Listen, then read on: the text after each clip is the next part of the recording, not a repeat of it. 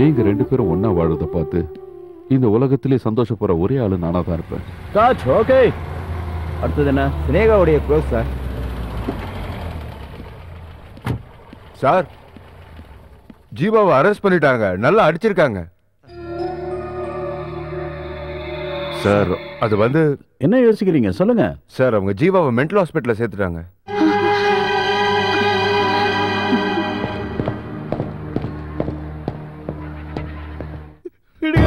பேசாத. Stop it. Stop. விடுங்க. கத்தாத.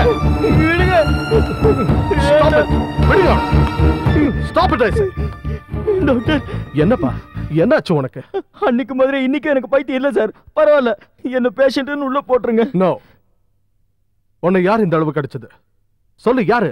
போலீஸா? எப்ப ஜீவாவை அட்மிட் பண்ணீங்க? யார் அட்மிட் பண்ணது? நான் தான் சார். நேத்து. What's wrong with him? Sir, அவன் தான் அந்த ஃபிலிம் ஸ்டாரை. ஓகே ஓகே, அதுக்காக இந்த ஹாஸ்பிட்டலுக்கு ஏன் கொண்டு வந்தீங்க சொல்லுங்க. சார், அந்த ஆள் வயலண்டா போலீஸ்காரங்களே தாக்கியிருக்கான். அப்புறம் கிடைக்கிற கல்லை எடுத்து தலையில அடிச்சு. No no, you are lying. நீங்க சொல்றது எதுவுமே உண்மை இல்ல. I want to talk to the police officer who is handling this case. கேஸை வாபஸ் வாங்குறதுக்கு இவ யாரு? உங்களுக்கே தெரியும், பல விஷயங்கள எங்களுக்குள்ள மிஸ் அண்டர்ஸ்டாண்டிங் நிறைய இருக்கு. ஆனா இந்த விஷயத்துல நான் சொல்றதை கேட்டுதான் ஆகணும். இந்த கேஸ் நடக்கணும். அவன் சரியான மென்டல். அவன் மறுபடியும் வெளியே வந்தானா? இல்ல, அது கண்டிப்பா நடக்காது. அவர் குடும்பத்துல அவர் மூத்த பையன். அவர் குடும்பத்துக்கு அவர் ரொம்ப முக்கியம்.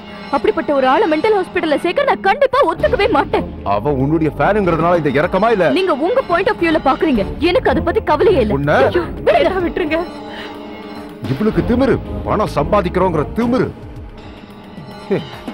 உன்னை கல்யாணம் பண்ணிக்கலன்னா என் வாழ்க்கை உன்னை அடிச்சிடாது. ஆனா ஒண்ணு ஞாபகம் வச்சுக்க, எவனோ ஒருத்தன் கூட 4-5 நாள் காட்டுல இருந்த உன்னை கட்டிக்க எவனும் வரமாட்டான். இவ்வளவு நடந்ததுக்கு அப்புறம் எனக்கு ஒரு சந்தோஷமான வாழ்க்கை அமையும்ன்ற நம்பிக்கை போயிடுச்சு. பாவம் அந்த ஜீவா என்ன காதலிச்சதுனாலதான் இவ்வளவும் நடந்துச்சு. காதலிக்கிறதுக்கு முன்னாடி அவன் தகுதிக்கு இதெல்லாம் சரிப்பட்டு வருமானு யோசிக்கணும். மனசுக்கு பிடிச்சு போச்சுன்னா அதுக்கப்புறம் அதெல்லாம் யோசிக்க தோணாதுமா.